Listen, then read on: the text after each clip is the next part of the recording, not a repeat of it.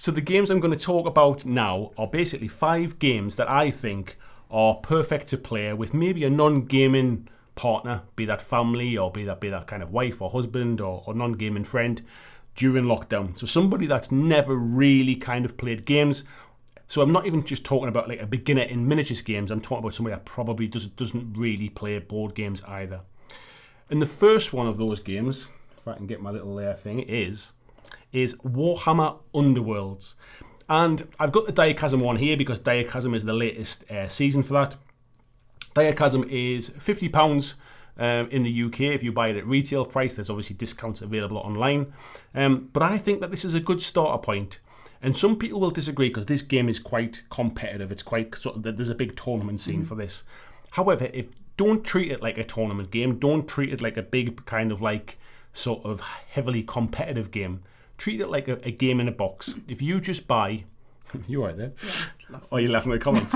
You need to hide them. That's all right. If you just buy, be it Diachasm, be it Beastgrave, be it a second-hand copy of Shadespire or something. If you just buy that and play it out of the box, it's actually a good game, and especially with the later releases now since Beastgrave, the warbands that you can play. So you play like roughly about 3 to 5 models. Each model has its cards that basically tells you what you need to roll on the card, and it's on a small board with hexes on that you move around. Have we played that before? We've not played it actually, no. And I think if you ignore the deck building aspect, like basically when you play it more competitively, you can get all the different cards from the different games, from the different sets, and mix them together to make a powerful deck. Right. If you ignore that and just play the cards that come in the box with the miniatures that come in the box, I think it's a great way to introduce a new person to a more miniatures-based kind of game. The miniatures don't come pre-built, but they are push-fit. They're very easy to kind of clip out and put together.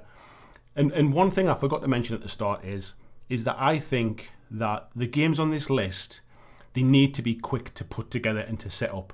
You don't want any of this kind of like, I've just bought this box set and now it's going to take me 3 weeks to clip everything out and glue everything together and build it up. If you basically agreed with your partner or your family member, if you've got them interested and you order this new game, you want to be able to play it when it arrives. You don't want to be like, oh, dead excited, it's come. Should we have a game tonight? Oh, well, it's going to take me a fortnight to build it. So all of the things on this list are relatively quick to get to the table. So as the first point, I think Diachasm or any of the Warhammer Underworlds kind of starter boxes, if you're picking anything up second hand or kind of in the sale or anything like that, I think they're a great place to start. Right, next one is Xwing 2.0. Now, Xwing's in its 2nd edition now. The rules have been tidied up a little bit, so it's been around for a long time, but it's in its 2nd edition. And again, this is not on a big playing space. It doesn't take up too much space to play. There's no tape measures. So basically what you do is, the starter box I think comes with 3 ships. So one person plays as Xwing. They've got 1 ship. The other person plays as 2 TIE fighters. And essentially you get these little dials where you turn them around and you choose what you want to do in your next move. And then you flip them dials upside down and your opponent doesn't know what you're going to do. Okay.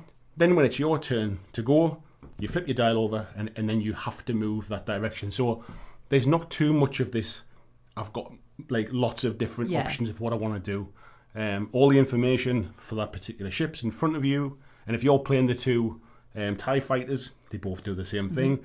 You can upgrade the game when you're buying extra bits and pieces down the line, but just to kind of start, I think the starter box is fantastic. When I first played it with one of my little boys, they were little now. They're 18 now. They were little then. We sat and played it on a hotel carpet. We bought it at a convention. We played it on the hotel carpet, and we instantly the next day went and bought more stuff for it.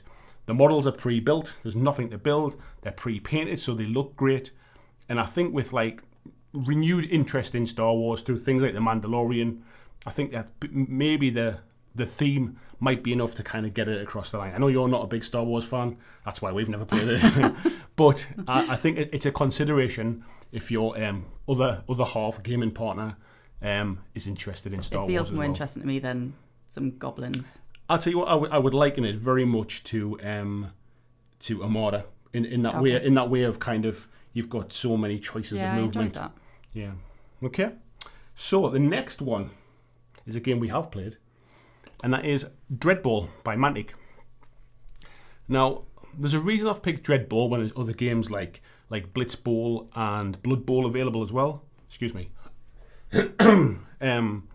Blitzball is a great game, but it's not the easiest to get a hold of outside of the US. You can get it, but you've got to import it in, and it takes a long time to get here and stuff like that. So it's not the kind of thing where you make a snap decision. Should we ever go at this? No. Like, yes, we will. And then it takes you sort of like 3 months to get it there. Yeah. Dreadball is a really, really good sort of sports sort of replica game. If you think of it as like science fiction American football type thing.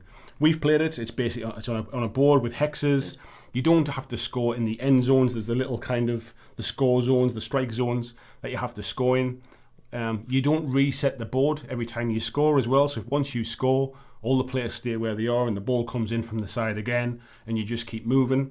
And the game is played like on a tug of war mechanic. So if you score 5 points and I score 3, you're basically winning 2-0 to like 2, if you like. And the idea is to basically either end the game with more points or to get all the way up the track and end the game. The stuff that comes in the box is everything you need. The miniatures, a single piece plastic in the box. If you're getting in and buying other bits of teams and stuff, some of them will be kind of like multi-part kits. But the stuff in the box is all single piece plastic. The board's good quality. It comes with all the dice that you need. And it's not too difficult to play, is it? Yeah, it's good. I really played enjoyed it a few times. Yeah, I really enjoyed that one. Yeah. So, Dreadball by Mantic is another one. Simple. The next one is another game by Mantic, and it's Walking Dead. Now, this one is probably a little bit more, I wouldn't say difficult, but it's more like a miniatures game with measuring sticks and free movement around, and all of the models come pre-built, so they're all like plastic in the starter set. It comes with all of the measuring sticks and like bits of like kind of gaming widgets that you need and all of the tokens. Each character has its stats on a nice big card with big text, so you have it in front of you. You don't need to play with a lot of miniatures per side. But I think the thing that whilst that might make it a bit more difficult than the other games on the list, you can play it co-op as well, and you can play it solo. So to be able to play it together and to kind of coach each other through it, to be able to play the game, I think that's what gets this one on the list. Ordinarily, I think sort of true miniature war games where you kind of like lining armies against each other are sometimes a bit of a big first step. This one, because you can play it co-op, I think you can ease people into it. And this has always been on my list when I've talked about new games for beginners or sort of like sort of best solo games as well. It always keeps coming up, and it always will. I've got a kind of a good soft spot for this game. And the last one on the list, and again another game that we have played, is God Tier by Steamforged. I did a review of it last year. You can see that on the channel. I'll put a link here if I remember when I'm editing this back tomorrow. And I said it was quite possibly going to be my game of 2020. The starter boxes are a really good price. They're listed at £40 or £39.99p. You can get some good discounts online for these. And the starter box comes with everything that you need to play for 2 players with 1 champion each. The game does scale to a full size where you can play with 3 champions each. But I think for just introducing somebody new to it as a complete beginner, playing 1 champion versus 1 champion will let you know whether it's the game you want to kind of expand and want to buy more for.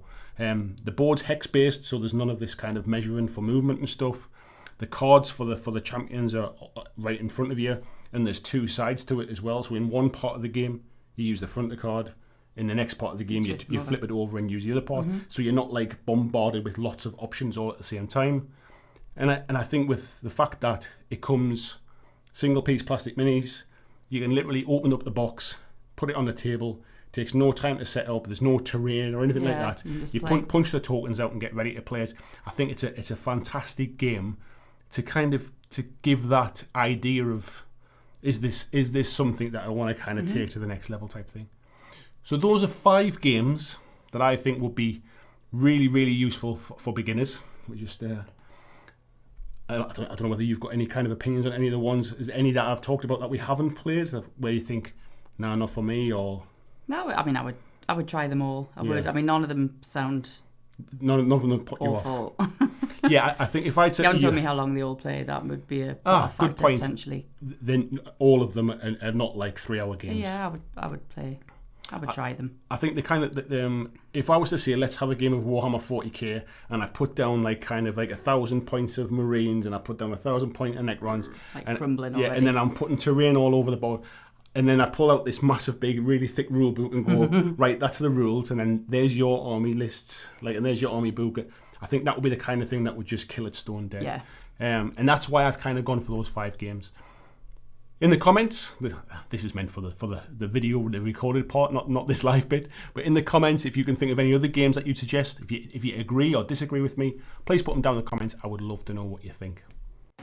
Thanks for watching my video. I hope that you really enjoyed it. And if you did, why not consider clicking on the suggested video below to see more of the work that I've done. If you'd like to support the long-term sustainability of this channel, why not consider checking out my Patreon, where you can pledge and support from as little as $2 a month, and there is lots of different tiers and bonuses which will give you access to a private Discord server. It will give you free t-shirts, free mugs, a podcast every month, and a number of other things, including getting your name at the end of every video, like these awesome folks who already support me now.